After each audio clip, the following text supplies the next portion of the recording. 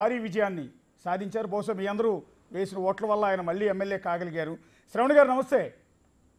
నమస్తే, చెప్పండి. ఆ దృశ్యాలు చూస్తూ ఉన్నామండి. యాక్చువల్లీ ఈ మధ్యకాలంలో మేము ఎప్పుడు అక్కడికి రాలేదు ఆ లోపలికి, కానీ ఆ విజువల్స్ చూస్తుంటే నిజంగా బాధేస్తోంది.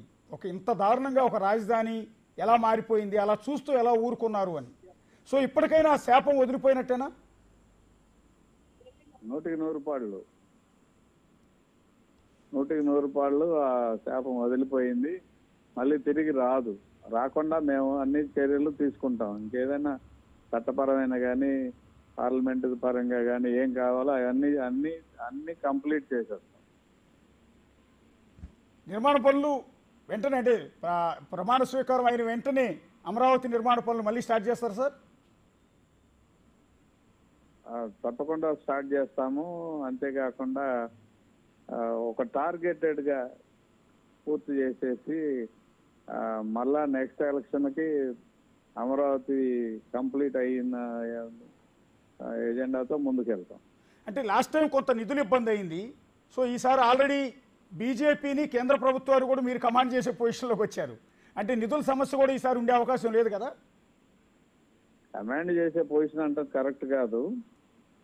మేము వాళ్ళు కలిసి పొత్తులో ఉన్నాము. రెండవది ఏంటంటే ఇద్దరం ఎన్నికల ముందే పొత్తు పెట్టుకొని ఒక మంచి వాతావరణంలో ప్రధాని మోడీ గారు కూడా వచ్చి కలిసిమెలిసి పనిచేయడం జరిగింది. కాబట్టి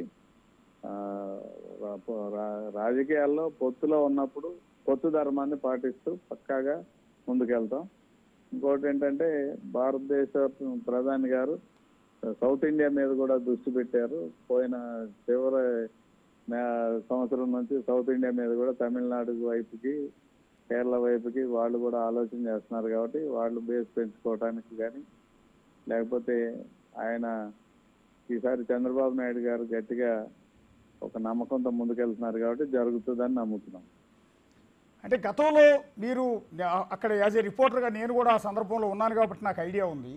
అనేక ఇంటర్నేషనల్ సంస్థలకి భూములు కేటాయించారు, అనేక విద్యా సంస్థలకి హాస్పిటల్స్కి భూములు కేటాయించారు, అనేక బ్యాంకులకి భూములు కేటాయించారు.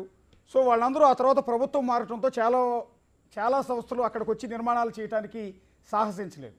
సో ఆ భూములన్నీ మళ్ళీ ఆ సంస్థల కిందే ఉన్నాయా? మళ్ళీ వాళ్ళు వచ్చి నిర్మాణాలు స్టార్ట్ చేసుకోవచ్చా?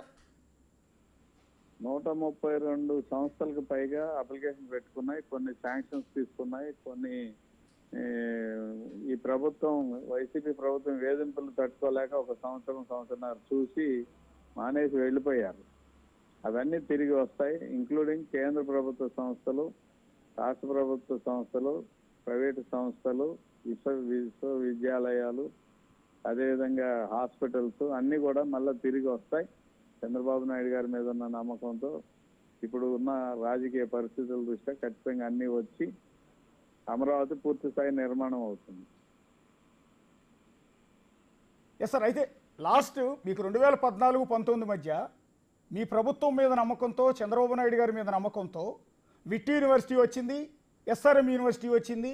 ఆ రెండు శరవేగంగా నిర్మాణం కంప్లీట్ అయిపోయి స్టూడెంట్స్ అడ్మిషన్స్ కూడా ప్రారంభించేసి సో ఈరోజు క్లాసులు కూడా నడుస్తూ ఉన్నాయి. అప్పటి నుంచి ఇప్పటి వరకు నడుస్తూనే ఉన్నాయి. కానీ రీసెంట్గా బహుశా నాకు తెలిసినంతవరకు ఎస్ఆర్ఎం